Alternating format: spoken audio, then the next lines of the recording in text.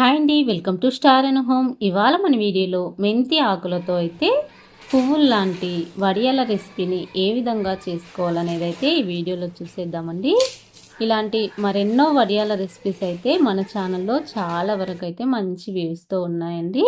ఒకవేళ మీకు ఇంట్రెస్ట్ ఉన్నట్లయితే చూడడానికైతే ప్రయత్నించండి. చూడండి, చాలా సింపుల్గా ఒక్కరికి కూడా ఈ వడియాలను అయితే పెట్టేసుకోవచ్చండి. కేవలం ఎందుకు బియ్యం అలానే మెంతాకులు కొద్దిగా రుచికి సరిపడా ఉప్పు ఉన్నట్లయితే చాలా తక్కువ ఇంగ్రీడియంట్స్తో అయితే ఈజీగా అయితే ఇలా ప్రిపేర్ చేసుకోండి. ముందుగా అయితే ఇలా ఒక మెజర్మెంట్ కప్ అయితే తీసుకోండి. గ్లాస్ కానీ కప్ కానివ్వండి తీసుకోండి.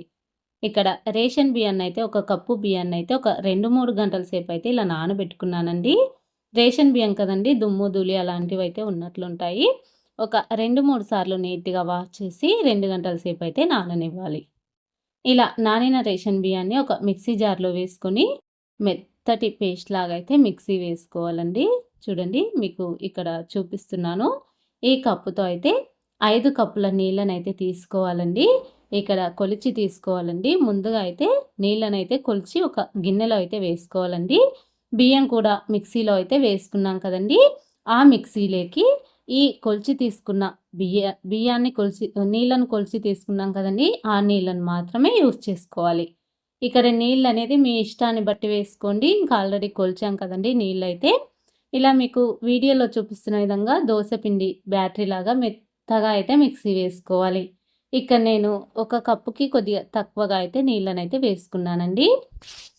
ఇలా మంచిగా అయితే దోశ పిండి ఏ విధంగా ఉంటుందో అదే విధంగా అయితే వేసుకోవాలండి.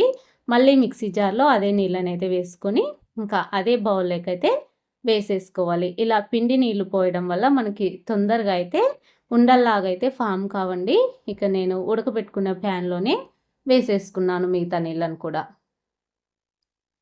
ఇప్పుడైతే స్టవ్ ఆన్ చేసుకొని ముందుగా అయితే ఎసురు పోసుకున్న పాత్రనైతే స్టవ్ పైన పెట్టుకొని మంచిగా తుర్లనివ్వాలండి. ఎసురు బాగా కాగాలి. ఇలా మీకు వీడియోలో కనిపిస్తుంది కదండి. ఇలా మంచిగా తుర్లేటప్పుడు మనం ముందుగా మిక్సీ వేసి పెట్టుకున్నాం కదండి, ఈ పిండిని ఒకసారి చక్కగా కలుపుకొని ఇలా కలుపుతూనే వేసుకోవాలండి. వెంటనే ఉండల్లాగా అయితే ఫామ్ అవుతుందండి, ఏమి కాదండి. మనం చక్కగా కలిపినట్లయితే ఆ ఉండలన్నీ కూడా చక్కగా ఇంకా విడిపోతాయండి. చక్కగా దోశ బ్యాటరీ ఏ విధంగా అవుతుందో అదే విధంగా అవుతుందండి. ఇప్పుడు మనం మంట సిమ్ టు మీడియం ఫ్లేమ్లో ఉంచుకొని ఒక 10 నుంచి 15 నిమిషాల వరకు అయితే ఈ పిండి మిశ్రమాన్ని అయితే ఉడకనివ్వాలండి. మంట మీడియం టు సిమ్లో ఉంచుకోవడం వలన మనం చేసే ఈ రెసిపీకి అడుగంటదండి. అలానే చాలా చక్కగా కూడా ఈ వడియాల పిండి అనేది మంచిగా కుక్ అవుతుందండి. ఇక్కడ ఒక 10 నిమిషాలు అయితే కలుపుతూనే ఉడికించానండి. చూడండి, నాకు ఇక్కడ చక్కగా అయితే దగ్గరగా అయితే ఉడికిపోతుందండి. మళ్ళీ మూత పెట్టేసి మంట సిమ్లో ఉంచి మరొక 5 నిమిషాల సేపు అయితే కుక్ చేసుకోవాలి. ఇలా కుక్ చేసుకున్న తర్వాత మీకు చూపిస్తున్నా చూడండి, వడియాల పిండి కన్సిస్టెన్సీ వచ్చేసి ఈ విధంగా ఉంటుంది. చూడండి, మనకు అంతలాగా అలా ఫామ్ అయినట్లుగా అనిపించిందండి. చిన్నగా కలుపుతూ ఉడికించుకోవడం వల్ల ఇలా దగ్గరగా అయిపోతుంది. ఇలా మనం మూత పెట్టుకొని ఒక 5 నిమిషాలు కుక్ చేసుకోవడం వల్ల పిండంతా మంచిగా మగ్గినట్లుగా అయిపోయి ఇలా దగ్గరగా అయితే అయిపోతుందండి. మీకు ఇక్కడ వీడియోలో చూపిస్తున్నా చూడండి, దగ్గరగా పెట్టి కూడా చూడండి, ఇలా తెల్లగా పిండి చాలా అంటే చాలా చక్కగా కూడా కుక్ అయిపోతుందండి. ఇందులోకి రుచికి సరిపడా ఉప్పు అలానే మామూలుగా మెంతి ఆకుల్ని నీట్గా వలిచి నేను ఇక్కడ మంచిగా క్లీన్గా వలిచి కడిగి వేసుకుంటున్నానండి. ఇందులోనే మీరు జీలకర్ర అలానే రుచికి సరిపడా ఉప్పు, వడియాల్లో ఉప్పు కొద్దిగా తక్కువగా వేసుకోండి. ఇంకా కొద్దిగా పడుతుంది ఉప్పు అన్నప్పుడు మాత్రమే ఆపేసేయండి. ఉప్పు ఎక్కువగా వేసుకున్నట్లయితే అవి ఆరిన తర్వాత ఎండిన తర్వాత ఉప్పలాగా అయితే అయిపోతాయండి. అలానే నేను ఇక్కడ కొద్దిగా చిల్లీ ఫ్లేక్స్ వేస్తున్నానండి. మీరు చిల్లీ ఫ్లేక్స్ ప్లేస్లో పండు మిరపకాయల తొక్కైనా పచ్చిమిరపకాయల తొక్కైనా వేసుకోవచ్చండి. ఇలా మీకు నచ్చిన ఇంగ్రీడియంట్స్తో అయితే వేసుకోండి. ఇందులోకి నువ్వులు కూడా యాడ్ చేసుకోవచ్చండి. మీకు ఇంకా అలానే వేసుకోవాలి అనుకున్నట్లయితే పుదీనా కొత్తిమీర కూడా వేసుకోవచ్చండి. ఈరోజు ఈ వడియాల రెసిపీలో నేను ఇక్కడ మెంతి ఆకులతో ప్రిపేర్ చేసుకోవాలనుకుంటున్నాను. అందుకని మెంతి ఆకుల్ని నీట్గా శుభ్రంగా కడిగి వేసుకొని ఇంకా ఇవన్నీ కూడా 1 నిమిషం పాటు ఉడికించి ఇంకా మనం స్టవ్ ఆఫ్ చేసుకోవడమేనండి. అంతేనండి. ఇంకా మనం ఈ పిండిని కొద్దిగా చల్లారబెట్టుకుందామండి. చూడండి ఇలా మీకు వీడియోలో కనిపిస్తుంది చూడండి. కన్సిస్టెన్సీ వచ్చేసి ఈ విధంగా ఉండాలి. ఇప్పుడు మనం స్టవ్ ఆఫ్ చేసి ఈ మిశ్రమాన్ని పూర్తిగా చల్లారనివ్వాలండి. ఇలా పూర్తిగా చల్లారిన తర్వాత మాత్రమే చూడండి నేను ఇక్కడ చేయితో అయితే తాకగలుగుతున్నానండి. అప్పుడు మాత్రమే మనం ఒక ప్లాస్టిక్ కవర్ లెక్క కానివ్వండి, ఒక క్లాత్ లెక్క కానివ్వండి, పాల ప్యాకెట్ లెక్కైనా, ఆయిల్ ప్యాకెట్ లెక్కైనా మొత్తం ఈ పిండి మిశ్రమాన్ని అయితే వేసుకొని చక్కగా మనం పువ్వుల్లాంటి వడియాలనైతే పెట్టేసుకోవచ్చండి. మనం ఇది చల్లారకుండా వేసినట్లయితే మనకి ప్లాస్టిక్ కదండి, స్మెల్ వచ్చే అవకాశాలు అయితే ఉంటాయండి. ఇంకా మనం పూర్తిగా చల్లారిన తర్వాత మాత్రమే ఇలా పాల కవర్లో కానివ్వండి, దేంట్లోకైనా సరే ఇలా వేసుకొని ఇంకా లాస్ట్లో ఒక రబ్బర్ని అయితే వేసుకోవాలండి. వేసుకొని చక్కగా మనం కొద్దిగా కత్తెరతో కట్ చేసుకున్నట్లయితే మనకు మంచిగా అయితే ఇంకా చిన్న చిన్న పువ్వులు లాంటి వడియాలను వేసుకోవడానికి అయితే చాలా అంటే చాలా ఈజీగా అయితే ఉంటుందండి. ఇప్పుడు వడియాలు వేసి అయితే చూపిస్తున్నా చూడండి. ఇలా ఒక కాటన్ క్లాత్ని అయితే తడిపేసి పిండేసి ఆరేసానండి.